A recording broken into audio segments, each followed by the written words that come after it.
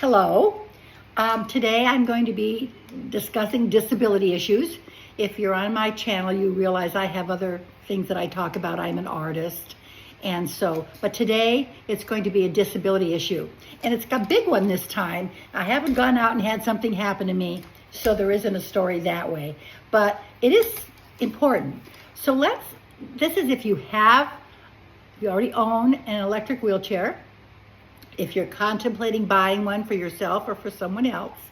So this is the topic. This is not a manual wheelchair. This is not using something at the airport. This is you have purchased your own personal mobility wheelchair. And I know one of these times I need to do a video on talking about which ones to buy. Not specifically, but in general, you need to know some tips, I guess, for purchasing. And I've done it. I've done it 4 or 5 times. But right now we're going to talk about a new law, new rules that are happening. And so, and I also want to give you some background because I really think it's important that we have knowledge, that we don't just, sometimes I get upset with things that happen to me with I'm disabled, and I don't understand why it is. And sometimes if you understand why there's a rule, you can better understand maybe why TSA is doing it or why the airline is doing it, because it isn't always just to get us, okay? It just isn't. Sometimes it makes some sense. And if we understand that, then we have a better understanding and don't get quite as upset because we already know, because pre-knowledge, come on, pre-knowledge helps, doesn't it? So what we're going to talk about is, now, some of you have an older form of a wheelchair, which is fine, which are run with batteries, just regular, wet cell batteries. I'm not talking about that. We are talking about the newer era of the lithium ion batteries. Those are lighter, they're just in the new thing, and they're the hot topic, okay? And they have been for a long time, and the airlines have been all over the place with it, and I've had all kinds of experiences with it. But now there's a new rule came out. I don't know if it's new, but I heard about it as new. And, but it's been heading this way. So let's talk about this lithium ion battery and why the airlines have concerns about it, okay, before we talk about what's going to happen when you go with your wheelchair to fly. So a lithium ion battery, the airlines in the very beginning when these came out, they had things happen. They had some concerns, and the concerns are not trivial. And you know that if you're traveling on an airplane and you're not a disabled person, you don't want there to be things that are going to happen that are in the hold of that airplane that are going to cause the plane to crash. You want safety. We're all demanding that the airlines be safety. But when that safety issue impinges on us, we get upset. That's typical, right? Like, I really want us to have, more people in prison, but don't build a prison in my backyard. That's a really drastic one, but you know what I mean. So we're human, right? So, I think we should be safe. They should be safe, but you can't take this on an airplane, but I want to take it on. So let's try to not get there. Let's talk about let's be a little bit more reasonable here in what's going to happen to the airlines when they have to analyze something. So when they looked at the lithium ion batteries, they're fire hazards. That's one of the number one concerns. It's not like, they wouldn't sell me a wheelchair that's going to burst into flames. Well, they have. So the thing is that they're a fire hazard. And they're a fire hazard when they're damaged. And sometimes we don't know we've damaged it. They've been short-circuited. Somehow the wiring that attaches them gets loose. You've seen electrical wiring. In your house, that can happen. Well, it can happen. Think about it. Your wheelchair's moving, right? And also high temperatures. You put in a really, really hot car, you can have some problems. You got to watch that. And when they do catch on fire, the fires are very intense and they're very, very difficult to put out. So this is what you don't want happening in an airplane, right? You don't want to happen anywhere, but let's not say in an airplane. So why? When it first started happening to me, I would get there and they'd say, no, you can't. First it was just, they let me bring my wheelchair on, but my extra batteries, I would have them in the backpack of my, I have a little backpack on the back of my wheelchair, and I would stick them in there because you have to have extra batteries. And they say, no, you got to take that with you on the plane. And I thought, that's crazy. What do you mean you can take this under the plane, but I've got to take, isn't it going to catch on fire in the plane? This doesn't make sense. Fire's fire, right? Well, that's true. Fire is fire, but there's a little bit of a difference. When you take these batteries on the plane with you, In the cabin, if there's a smoke or fire beginning, it's much more quickly detected by the crew. It's just something, they've got little sensors, and they're good. And then they have, of course, fire extinguishers in the cabin, but they also have fire containment bags that you could put them in. So this is something they can notice right away. And they're not going to really be able to say nobody can fly with, wheelchairs. That's not going to work. So this is how they're trying to make this work. So that's why it's safer if you bring it in. If it's in the hold, can you imagine? There are fire detectors in there, but they're not going to catch it when it's low. And we're already telling you it's a very, very dangerous kind of a fire to put out. So that's the predicament. How are they going to balance this? So here's the precautions they decided to put in place. These have been on there for a while, and they're a little bit different. All the different airlines have implemented these a little differently. This is why every time you go to a different carrier, you hear a different story. And that's why there can be different rules and regulations just among the different carriers.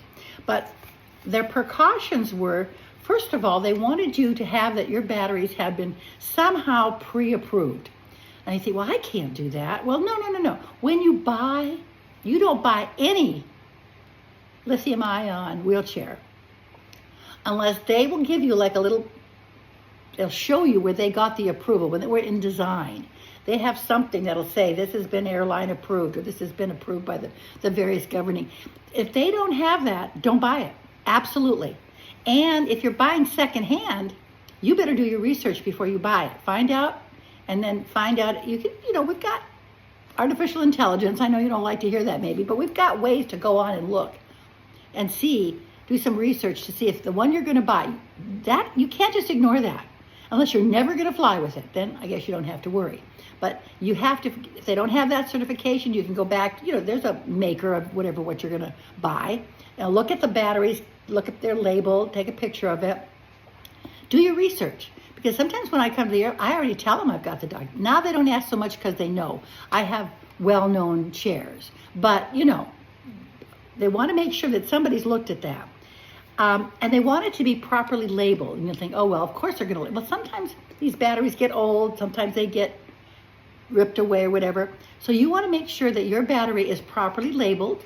Look at it sometime, when you're charging it. Take a picture of that. Have it so you have a picture of it. And it needs to it needs to tell you the type, the WH, the wattage, the watt hours.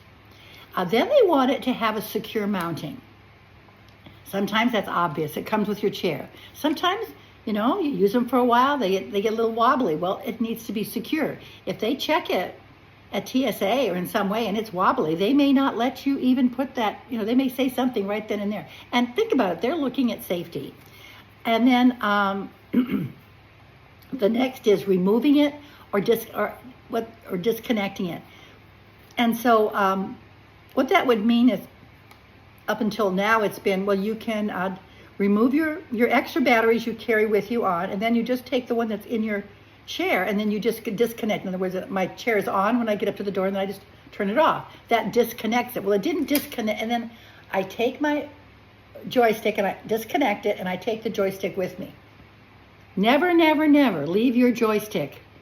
The joystick, or whatever it is that you run your chair with, it comes off. It always does. You disconnect it, and you take it with you. You never pack that, even in your car, because if that gets hit, you can't use it other than have somebody push you. So I'm disconnecting it, and I'm taking the joystick with me. So that disconnects the battery, and that's been okay. Then I take my extra ones with me, and I have, look on my site here, I have a disability bag you can have, so take a look at that. That can go in your disability bag. And it doesn't matter, they never charge you for that. That's just something you can put on. So now you know why they're asking you to do that. Then they also have, and a lot of people don't know this, they have limits to the battery size. Now I didn't think they came in bigger than what I have, but they want it to be under 300 watts for a single battery. And you can see that on the battery. And there's some leeway. We're up to 2 batteries under 160 watts each as spares. Now I don't know that. I don't know if each battery is 160 watt or each one is 300. That I'm not sure of, because I'm sure they're all different. But you need to know, check with your airline. Airlines have disability desks. Call them when you're going to buy your chair. Now, here's the thing.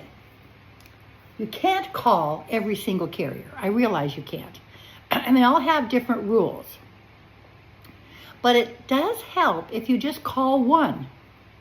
Maybe it's your favorite one. Maybe you know you always fly United and you always fly Southwest. You kind of know if you do. You don't fly every one. I'm just call the disability desk and say, I don't understand what is your limit, battery size limit. And they know. They have it all written down and you can check. And then I also want you to understand that they didn't just come up with this on their own. They had to. There are organizations like with initials like TATA, the FAA. Now you heard of the FAA, right? The Federal Aviation. But then they have something called the ICAO.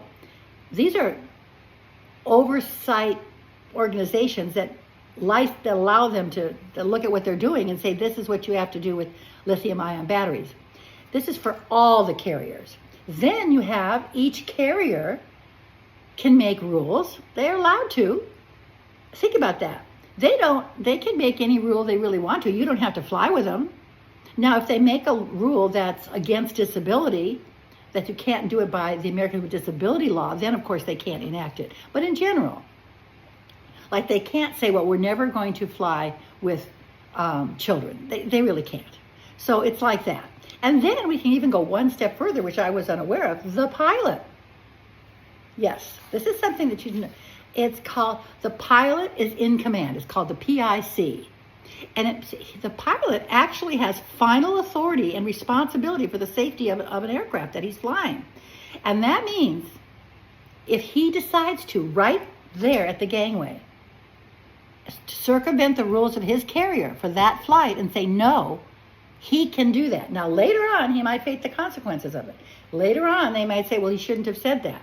But shoulda, coulda, woulda, what if you're the pilot? That's a heavy responsibility. And one, you've got a lot of people's lives on your hands, and you've got to think about that.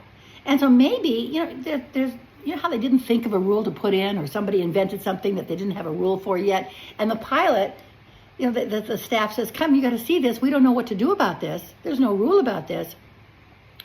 And then he puts it in, he has to make a decision. I don't know about this. For instance, you can have a pet that you pay to have a pet. I'm not even talking about, the free ones when you're disabled. I'm not even talking, you just can pay to have your pet come on. And let's say that pet is having extreme diarrhea right at this point, right in front of everybody, or looks very ill and just doesn't look, it's angry, it's doing something different. Well, the rules say the dog can come on, but he can say right then, or she, they can say, no, you can't come on this plane. And the person can get as mad as they want to, because for that flight, the pilot rules. And I had that happen to me, and I'll do a story about where the pilot told me I couldn't bring. He was not correct, but he didn't know, and I didn't get mad. Later, he thought about it and came back out. It was a very small airline, very small. So they just didn't know. And he looked it up and he came back and he said, oh, it's okay. But I realized that he did have that authority. And I have a friend who's married to a pilot. And I'm sure he wants everything to be safe. We always have to put ourselves in someone else's shoes.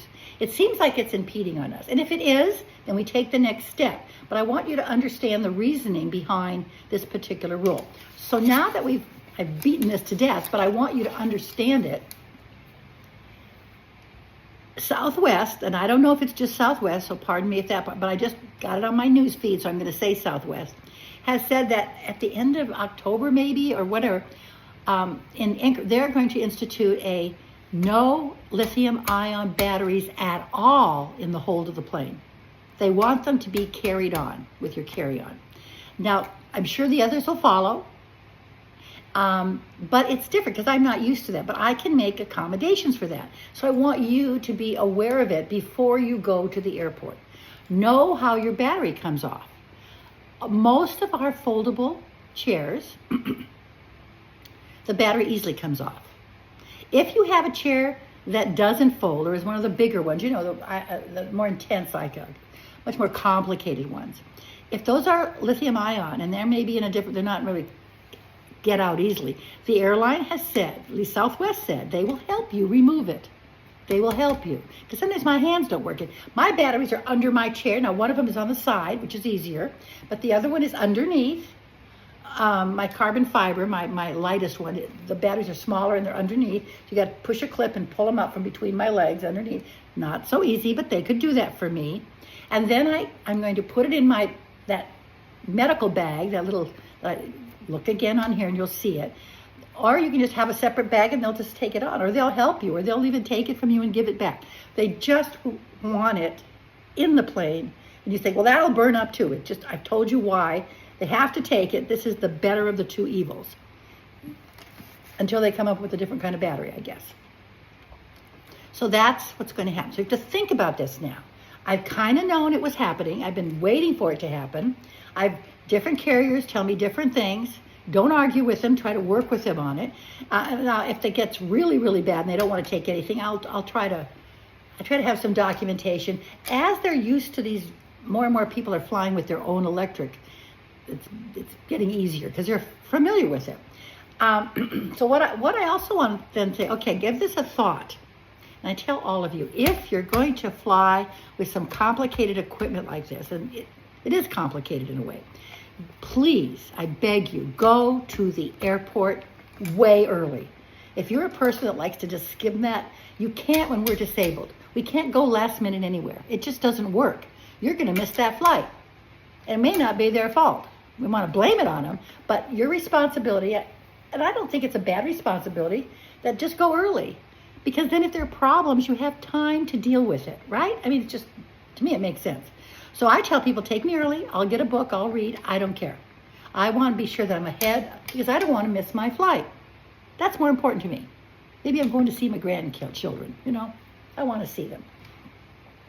That makes sense like I don't want to see my kids, but I do, but the grandkids, right? Let's put our priorities straight, right? So, first of all, you do your due diligence. You know your batteries, you know they're labeled, you know that whatever, and you're ready. You know what's going to happen to you. Now, I am going to be flying with, I think I'm going to be flying with United next, not with Southwest. So I don't know what their rule's going to be. But I am going to say, now there's two ways. You bring your own wheelchair. Sometimes they check it in at the ticket counter when you come into the main lobby. Sometimes they'll say, no, when you get to the actual boarding area, there's a little agent there. They will again put a little labeling on your chair. Sometimes they do it only at the gate. Sometimes they do it only at the ticketing. And sometimes they do it twice. Believe it or not, they just don't have this codified yet. And every airline does it differently. So I can't remember it. I just go with the flow. I get there. I tell them I'm taking I'm taking my chair to the door of the plane. Now, I have another video about this. You can look at it. We talk about you have the right to have assistance from curbside. You drive up in front of the airport at the curb. From right there, they need to help you all the way through your ticketing, your TSA, at the gate. Then they can leave you for a little bit while you're waiting. Then they help you get to the door of the plane. And then you're on the plane, you go, you land. Don't leave the plane. Don't get out of that plane until they have your wheelchair. Now, if you're traveling with somebody and they're going to help you after that, then you get in your wheelchair and go. But if you have to go, if you're by yourself, remember, who's going to do your luggage? Who's going to help you? So I insist that I have a person that will help me alongside my chair, because I can make myself go, to help me with whatever I've got in the plane to carry, right? And then my luggage, and then take me to curbside. So that's another issue, and I have a video about it. I'm sort of kind of reminding you here. But look at that, and there's a detail about it. So what I want to do now that I know that this is going to be an extra thing. So when I go up to the gate, sometimes I tell them and it doesn't work. It's like I call the disability desk before I fly and say, I'm going to need this help. Still, I get to the airport, they don't know about it. But you got to work with it. This is going to come along. So then I go up to I'll let you know how it goes. I'm going to go up and I'm going to say, I know there's these rules about taking the batteries off. So I'm going to need a little more time at the portal as you go into the plane to do this. And sometimes there isn't somebody there that's going to take the chair away. So you say, is there somebody going to be there that I can show them how to fold it up, and I can, we can disengage everything. Because now this is a new rule, and when they make a new rule, they don't always follow it up with how it's going to work out. I have taken my wheelchair right up to the door, and there's been nobody there except we don't call them stewards, what is it, airline personnel. And here's another rule. What the stewards tell me is when they're on the plane, they can't step out of it to help me. When they're inside, they have to stay there. And I'm here, and they can't always step out to help me. But there isn't always somebody. So I've got to start telling them at the gate, I need somebody to help me get on the plane. I'm going to do that from now on. I let it go, but now I can't. And they can do that. They can do that. Remember to tip, please. If you're not tippers, but I like to tip these people. They're doing a lot for me. Anyway, I have to find a way that there's somebody at the gate, at the actual portal of the airplane, the door, that I can say, okay, I'm taking my joystick off. Now, I'm going to show you how to fold it, but here is my batteries underneath. Can you reach under and take it off? And then fold it, and then they take it away, and then I can then proceed with some help onto the plane. I walk a little bit. I do walk, but just not that far. Not well, anyway. So then I thought, well, there's another way to do this. I think I've got to get, sometimes when you buy your chair, I didn't keep this in my head. I should have. Sometimes it comes with a carrying sack.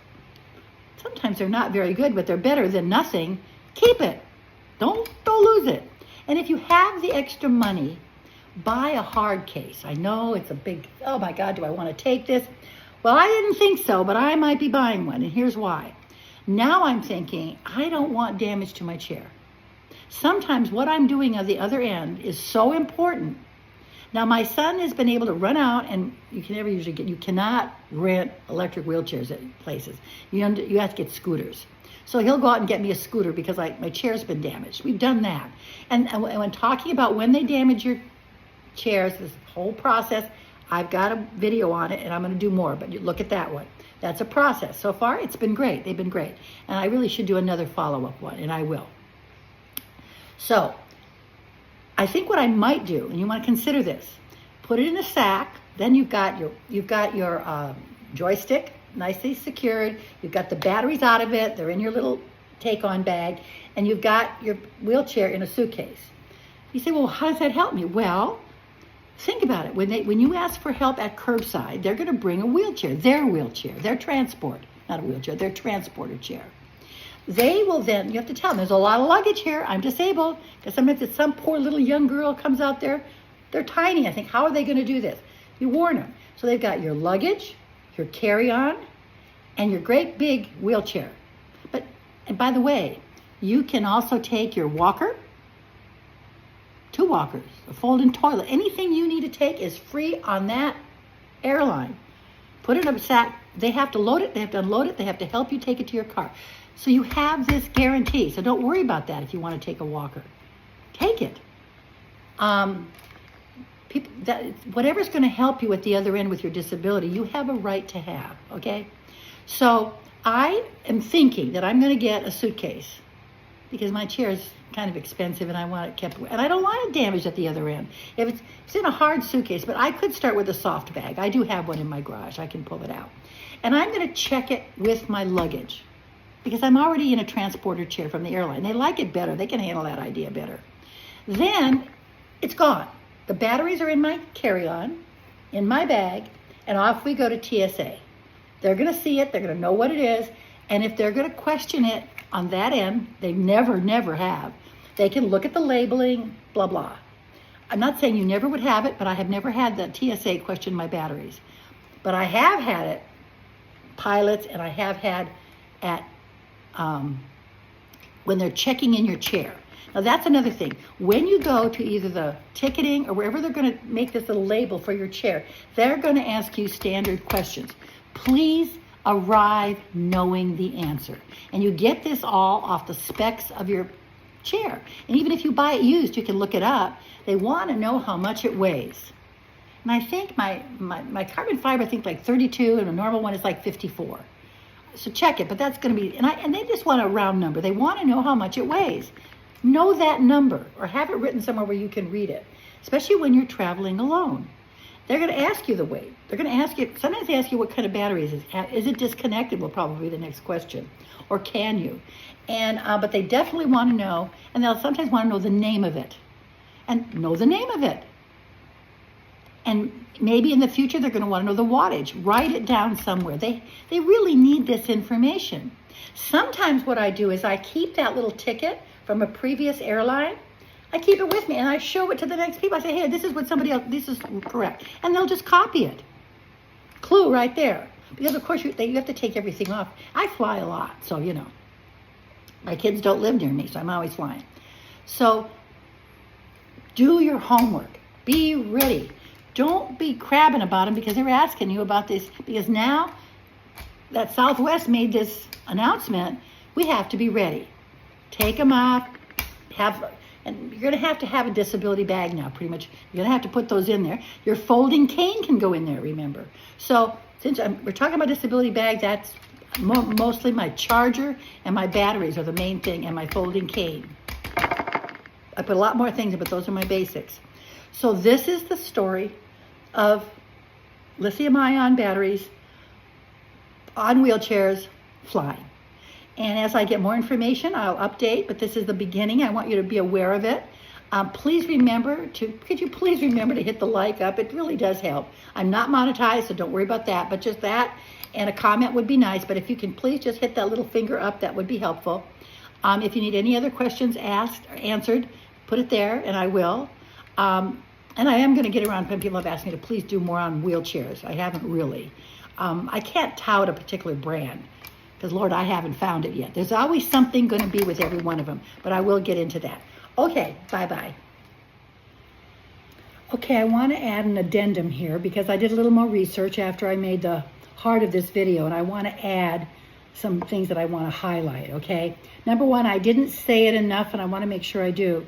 The joystick, the thing that you run your wheelchair with, should go in your take-on bag, the little medical bag you bring. And if you don't put it in your purse, never put it in the body of the plane with your wheel. Like if you check your wheelchair in and you have a case, no. You want that to be with you because if that gets damaged or knocked around, you can't use your chair. So I didn't really emphasize that the joystick part, take it away and put it in the plane with you, either in your medical bag or your purse or whatever carry-on you bring with you. Do not leave it, like when you check it in, if you decide to check your chair in at the ticketing, no, I didn't make that clear enough. The second thing I wanted to tell you is I did some research on when you look at the labeling on your lithium-ion batteries. Apparently they vary. So some of the, what happens is it doesn't really necessarily give you wattage. It gives you a formula. It tells you voltage and this and that. And then there's like a formula to figure it out. Well, you don't have to do that. You can actually get the name of what you have when you've got it, and you can either ask the person selling it to you or you can go online, and that there will be, it will already be figured out. That formula will be figured out where it can give you the wattage. So it doesn't always just say that on the label, but it gives all the information to figure that out. So I did a little bit just to show you. I have a Matrix Ultra, and I went online and did that same thing, and it said that I have 144 watts per battery for a total of 288 for two. That's well within what airlines will take. My Fold and Go is the same. Now the Pride Ultralight is within it, but only if you get the travel size battery. So you're looking for the word travel size. So some of the airlines have these restrictions, and they may be changing, of under 300 total watts and 160 individual. So that, if you get 144, that's well within that. So you do need to know that label that's on each battery, but they don't always give you the wattage. It's a formula, but you can look it up and do it before you buy it or after you, so that you know that. So that you know you can tell them, and you know that you come under whatever the airline. And they may be changing these, but that's just something you need to know. Now soon there'll be some of the labeling on those batteries will have that. But sometimes these batteries are used for other things, so it may or may not. But I just wanted you to know that I looked at some of the labels, and it doesn't just give you this airline formula. But it does give you enough information that can be figured out. You can just ask it, go online, say, I want to buy this one, what is it? And it'll tell you. And I wasn't clear enough, and I wanted to make sure I was clear so that you understood that. Hope this helps.